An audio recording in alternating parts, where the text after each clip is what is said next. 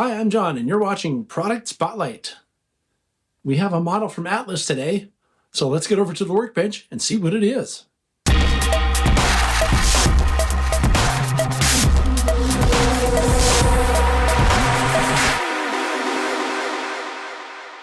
So here's what we're looking at today. This is an HO scale ALCO HH600 or 660. And I say or 660 because the HH600 and HH660s were identical. And you can say it's either one depending on the prototype you're modeling.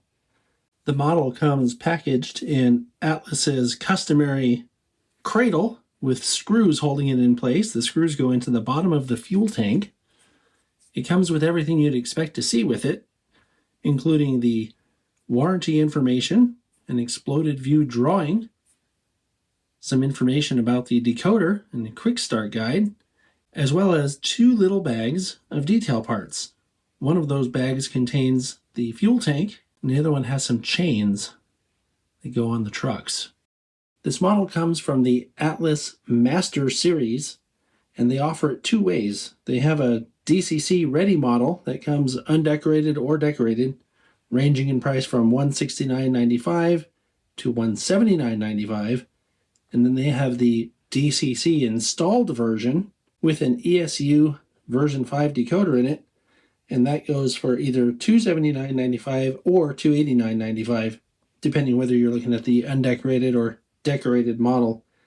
The prices I'm quoting you are straight from the Atlas website, so those are suggested retail prices. If you shop around, you'll find them for less. And they have a bunch of different road names, so it would be best to go to the Atlas website and see if they have what you're looking for. On the Atlas website, they mentioned specifically that these models are coming from all new tooling. So if you have an older version of this model, it's probably not as detailed as this new version. I like this sort of basic paint job. It's very clean looking, and the lines are good. The paint looks especially good, and the markings up in here, the Erie logo and the actual logo here with the E in it, look very crisp. That's a nicely done paint job. I also noticed that these grills look different. So they've treated these with some kind of a paint treatment to give them a separated look, separate from this dark black. See how they're kind of more grayish? And if you look real carefully, you can see that the horn is modeled up just under the front of the engineer's seat right there. This is one of my least favorite things to do, trying to show black detail parts on a black body. But if you look, you can see these are separately applied very fine wire grabs. I like how these curve around to the side. That's really cool. And then if you look on the front of the locomotive, you can see it has a cut bar and some hose detail here. Looks really good. Something else that looks really good to me are the separately applied grabs, or I suppose railings. There's something about this yellow on black that looks appealing to my eye.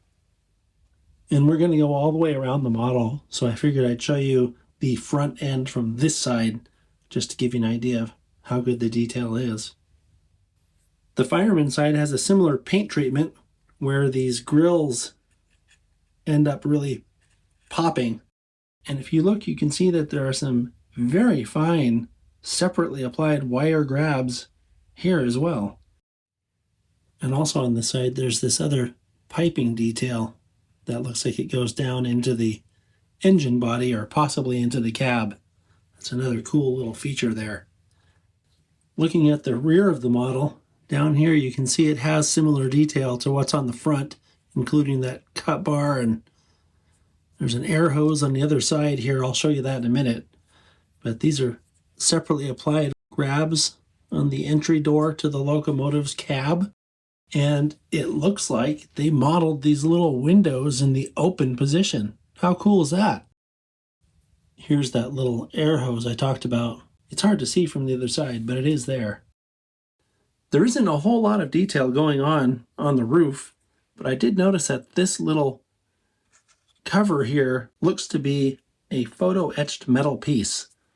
I can't tell if it's a photo etched metal piece, it might just be a very fine plastic grill, but it looks really good. All right, so it's time to run the engine.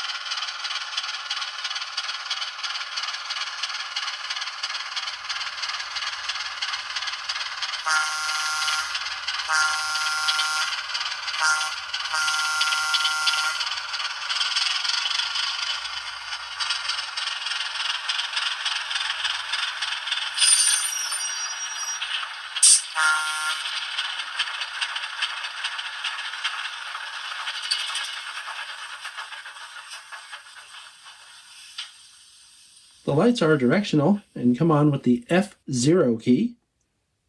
And you'll notice if you look on the side, right over here, there's also some number boards. That's pretty cool.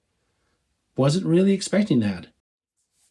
And the rear headlight looks like this. It's very bright. These are golden white LEDs. Even though Erie Lackawanna is out of my area of interest, and this model, frankly, is a little bit too early for my area of interest as well, it's still a really cool model. I love how the number boards light up on the side of the front of the locomotive. I don't think I've ever seen that before. And the fact that they're using very finely, either, finely rendered plastic or metal grills for that top, I guess it's a smokestack or an air intake, whatever it is, that looks really good. And I could see, someone adding some light weathering to that to make it pop even more. So great job, Atlas. I love this new tooling. It's a good look, and I'm looking forward to seeing more.